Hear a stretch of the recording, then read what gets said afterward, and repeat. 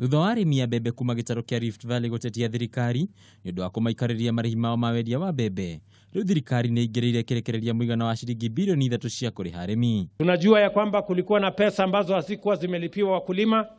Serikali imetoa shilingi bilioni 3 wiki iliyopita.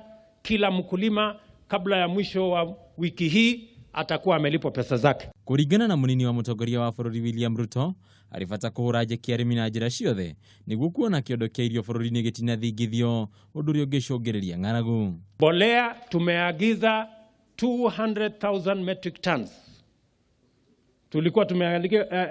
Tulikuwa tumeagiza mwaka ule mwingine 100,000 metric tons, 110.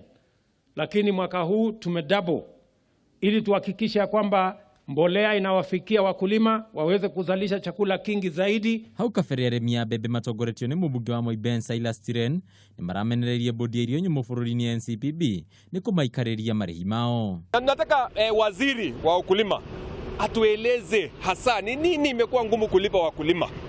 Hawa wakulima wamevumilia, hawajawahi lipwa tangu Disemba.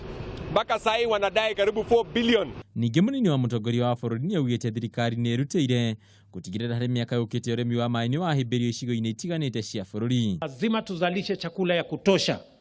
Tuondoe aibu ya njaa katika taifa letu la Kenya. Tunataka kuhakikisha kwamba kila kijiji na kila Mkenya